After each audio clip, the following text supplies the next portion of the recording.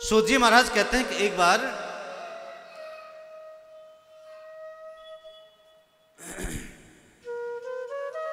वेदव्यास जी महाराज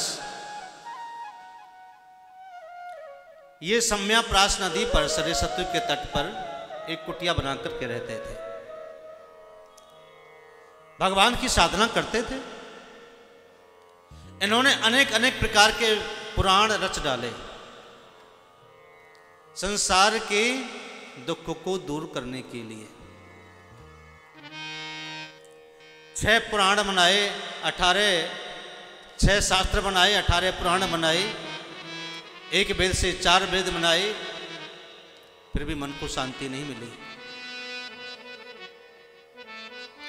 18 पुराण रच डाले तब भी मन चंचल रहा। 6 पुराण बना दिए, शास्त्र बना दिए, 6 शास्त्र बना करके रचना करके भी मन अशांत ही रहा। अशांत मन से बैठे थे। एक बार नारद जी भ्रमण करते करते करते वेदव्यास जी के पास पहुंच गए। मायूस मन देख करके वेदव्यास जी का नारद जी ने पूछा, प्रभुवर आज इतने उदास बैठे हैं, क्या कारण है, बताओ। तो वेदव्यास जी ने सब कुछ बताया। नारद जी ने कहा, आप क्यों चिंता करते हो? संसार के कलेश जो हैं तभी दूर होंगे जब राम और श्याम का शास्त्र रच डालोगे और उसका प्रचार प्रसार होगा, क्योंकि संसार के लोगों को राम प्रिय है, संसार के लोगों को कृष्ण प्रिय है। वेदव्यास जी ने कहा, प्रभु क्षमा करो, इतने पुराण लिख लिख करके अब मैं वृद्ध हो गया, अब मेरे बस का नहीं रहा, अब मैं कैसे करूं?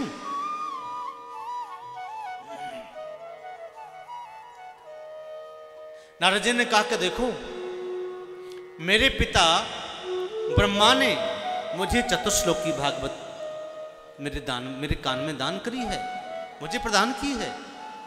और मेरे पिता को नारायण ने चतुश्लोकी भागवत दान में दी है। और जिसके जीवन में चतुश्लोकी भागवत हो उसे कोई चिंता नहीं व्याप्ति, उसे कोई कष्ट नहीं होता, उसे कोई इसी प्रकार के संसार की कामनाएं वासनाएं नहीं चाहिए। जिसका मन अशांत है और जिसको भागवत मिल जाए उसका मन सहज होता है, निर्मल होता है, शांत होता है। आप चतुश्लोकी भागवत को विस्तार से आगे बढ़ाइए, रचना करिए आगे, और हिम्मत मत हारिए। आप किसी संत की शरण में जाइए। भगवान से भी ऊंची अगर कोई कृपा है तो वह संत कृपा है।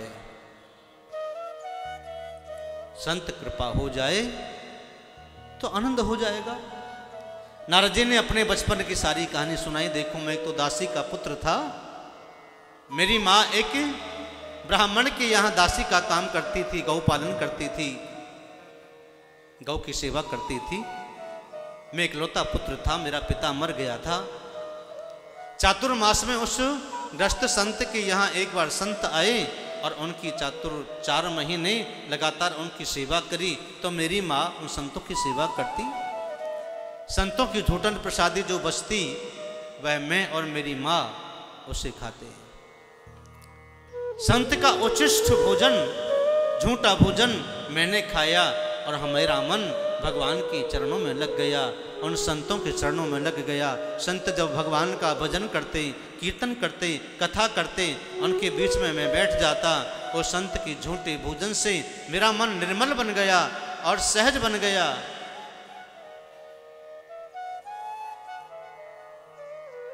संत का प्रसादी, ठाकुर जी का प्रसादी ही व्यक्ति के मन को निर्मल बनाता है।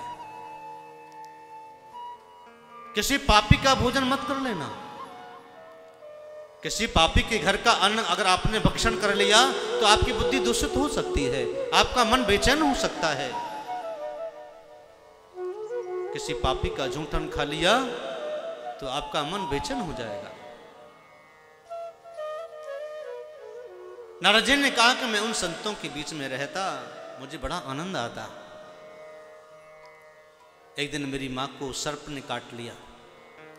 सर्प के काटने से मेरी माँ मर गई। मैं बहुत रोता। उन संतों ने मुझे एक मंत्र दिया, वासुदेव गायत्री मंत्र, और संत मुझे कह करके चले गए, इस मंत्र की निष्ठा रख करके भजन करना, इस मंत्र में पूरा निष्ठा रख करके विश्वास करके भजन करना, मंत्र का जप करना, एक दिन तुझे परमात्मा मिल जाएंगे। बाल्यकाल की नारद जी को बचपन की वो बात याद थी।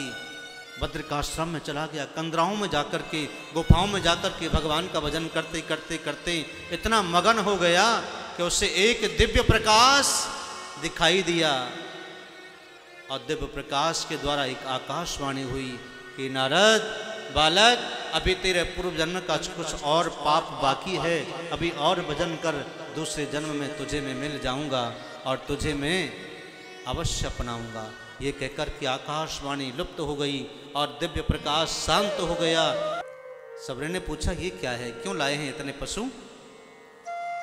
उसकी माँ ने कहा बेटी तेरी बारात में दावत के लिए। बोले मेरी बारात में दावत के लिए? इन पशुओं को आप काटेंगे, उन बारातियों को दावत देंगे?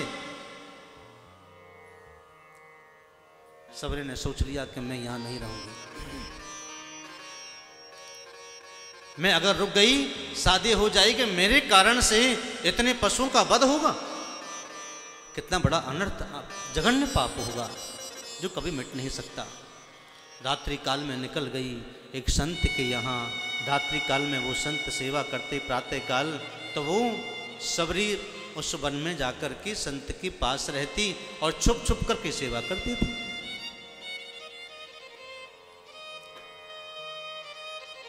पूजा के लिए फूल ले आती थी, तुलसी दल ले आती थी, झाड़ू पोछा कर देती थी और छुप जाती थी। संत रोज आकर के देखते महात्मा जी की ये सेवा कौन करता, और मुझे कोई दिखता भी नहीं, पता भी नहीं चलता। एक दिन संत ने छुप करके देखा कि एक बालिका नित्य पति मेरी पूजा के लिए तुलसी दल और पुष्प लेकर के आती है और मार्जन करती है, स्वच्छता करती है, स्वच्छ करती है, झाड़ू पोछा करती है। संत ने बुलाकर के उस बालिका से पूछा बेटी तू क्यों आई है यहाँ, कारण क्या है? सबरे ने सब कुछ बता दिया कि मेरे विवाह में इतने पशुओं की बलि दी जा रही थी, वह पाप मेरे से सहन नहीं हुआ, मुझे बड़ा भारी दुख हुआ।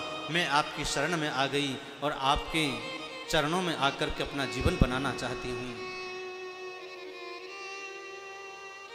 ऐसी कृपा करिए कि मेरा जीवन बन जाए। मेरा जीवन परोपकार के लिए है, मेरा जीवन पाप के लिए नहीं है।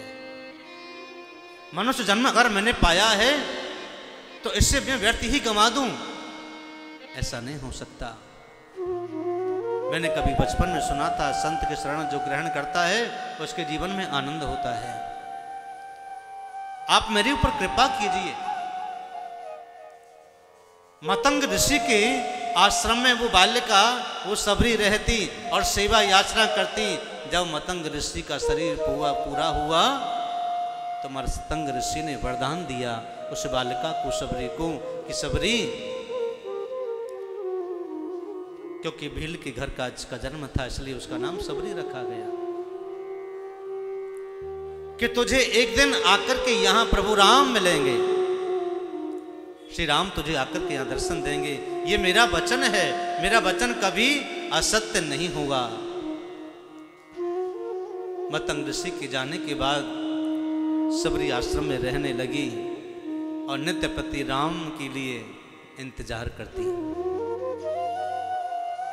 क्योंकि सबरी की मन में अपने गुरु के प्रति बहुत निष्ठा है, पूर्ण विश्वास है। जो अपने संत और गुरु के विद्वान के वचनों पर विश्वास करता है उसके जीवन में वही कामना अवश्य पूरी होती है। मेरे राम आएंगे, मेरे गुरु ने कहा है, मतंग ऋषि ने कहा है, उनका वचन कभी असत्य नहीं हो सकता। राम की प्रतीक्षा में सबरी रोज बुहारी झाड़ू निकालती, सबरी बुहारे रास्ता आएंगे राम जी, सबरी निहारे रास्ता आएंगे राम जी। मेरे गुरुदेव ने कहा है राम मुझे आकर के मिलेंगे, न जाने वो कब आ जाएंगे, इसलिए सबरी नित्य प्रति रास्ता बुहारती, कहीं कंकड़ न चुभ जाए मेरे राम के कोमल चरणों में, कोई कांटा न चुभ जाए। मेरे राम अचानक आ गए तो नित्य प्रति बगीचा से बेर लाती चक चक कर कर कर, मेरे राम आएंगे तो कहीं मैं कुछ ना खिला पाऊं उनको, इसलिए सबरी को ये भी ज्ञात नहीं है कि झूठा नहीं खिलाया जाता, लेकिन भगवान भाव से और प्रेम से तो सबरी के झूठे बेर भी खा गए। एक दिन राम आए, सबरी ने दर्शन किया, जिसको अपने संत के अपने गुरु के वचनों पर विश्वास होता है उसे राम जरूर मिलते हैं, उसे कृष्ण जरूर मिलते हैं। सब्सक्राइब करें रामकृष्ण शास्त्री जी के YouTube चैनल को और हमारे वीडियोस को सबसे पहले देखने के लिए बेल आइकन को दबाना न भूलें।